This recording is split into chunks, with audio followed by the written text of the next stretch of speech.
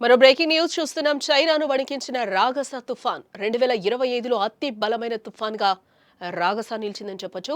రాగస ఎఫెక్ట్కు China ఊగిపోయింది. గంటకు 241 కిలోమీటర్ల వేగంతో గాలులు వీస్తున్నాయి. 10 నగరాల్లో అల్లకల్లోలం సృష్టించింది. సురక్షిత ప్రాంతాల్లో 20 లక్షల మంది ఉన్నట్లుగా తెలుస్తుంది. తైవాన్, హాంకాంగ్, ఫిలిప్పీన్స్లోనూ విధ్వంసం సృష్టించింది. తుఫాన్ ధాటికి ఇప్పటికే 17 మంది మృతి చెందినట్లుగా అధికారిక లెక్కలు చెబుతున్నాయి. గత వారం పసిఫిక్ మహాసముద్రంలో ఏర్పడిన ఉష్ణమండల తుఫాన్ రాగస పలు దేశాల్లో పెను విధ్వంసాన్ని సృష్టించి తీవ్ర విషాదాన్ని మిగిల్చింది. ఈ తుఫాన్ సోమవారం ఫిలిప్పీన్స్లో తీరాన్ని తాకింది. తరువాత తైవాన్, హాంకాంగ్ మరియు చైనా వైపు వెళ్లింది. బుధవారం సాయంత్రం చైనా తీరాన్ని తాకిందని చెప్పుకోవచ్చు.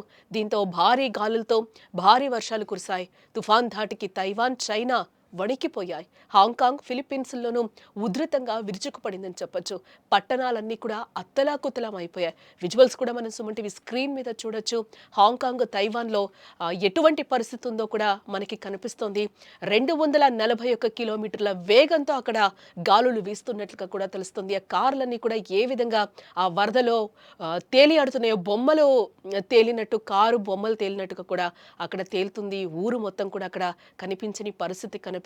ఎంత వేగంతో అక్కడ గాలికి అవన్నీ కూడా ఎగిరి పడుతున్నాయో మనకి విజువల్లో క్లియర్గా కనిపిస్తుంది. అక్కడ సముద్రాలు కూడా అల్లకల్లోలంగా మారిన సిచ్యువేషన్స్ కనిపిస్తున్నాయి మనకి. ఆ విజువల్ చూస్తుంటే అక్కడ ఎంత హృదయ విదారకర ఘటన నెలకొందో కూడా మనకి అర్థమవుతుంది. తుఫాన్ అక్కడ రాగస తుఫాన్ ఎంత అల్లకల్లోలం సృష్టిస్తుందో ఆ 10 ప్లేసెస్లో కూడా చాలా క్లియర్గా మనకి అర్థమవుతోంది. అక్కడ దక్షిణ చైనా గ్వాంగ్డాంగ్ ప్రావిన్స్లో 2 మిలియన్లకు పైగా ప్రజలను సురక్షిత ప్రాంతాలకి అధికారులు తరలించినట్లుగా తెలుస్తోంది. చువాండో పట్టణంలో గరిష్టంగా 241 కిలోమీటర్ల వేగంతో గాలులు వీస్తున్నాయి. దీంతో పాటే తుఫాన్ యాంగ్జియాంగ్ నగరంలోని హెయిలింగ్ ద్వీపం తీరం వెంబడి సాయంత్రం 5 గంటలకు తీరాన్ని తాకింది. ఇక్కడ గరిష్టంగా 144 కిలోమీటర్ల వేగంతో గాలులు వీచాయి. తుఫాన్ తీవ్రత వల్ల ఆఫీసులు, స్కూళ్లను కూడా మూసివేశారు. గురువారం కూడా రైళ్లను నిలిపేశారు. తీవ్రమైన గాలుల వలన పలు భవనాలు కూడా దెబ్బతిన్నట్లుగా అయితే మనకి క్లియర్గా విజువల్స్లో కూడా మనకి కనిపిస్తుంది. ఏ స్థాయిలో అక్కడ వరద బీభత్సం సృష్టించిందో కూడా ఎక్కడికక్కడ కార్లు కానీ వరదలు రోడ్ల మీద ఊర్లను కూడా తుడిచిపెట్టిన పరిస్థితులు కనిపిస్తున్నాయి. ఆ వరద నీటికి పెద్ద పెద్ద కంటైనర్స్ కూడా ఆ వాటర్లో వెళ్ళిపోతున్న సిచ్యువేషన్స్ అక్కడ మనకి కనిపిస్తుందని కూడా చెప్పొచ్చు. రాగస తుఫాన్ చైనా తీరాన్ని తాకిన అత్యంత శక్తివంతమైన తుఫాన్గా కూడా దీన్ని గుర్తించడం జరిగిందని చెప్తున్నారు. ఈ సంవత్సరంలో ఏర్పడిన 18వ తుఫాన్గా ఆ దేశ మీడియా ప్రకటించింది.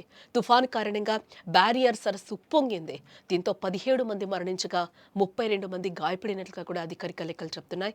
మరో 17 మంది తప్పిపోయారని చైనా ప్రభుత్వ అధీనంలో ఉన్న జిన్హువా వార్తా సంస్థ అయితే ప్రకటించింది.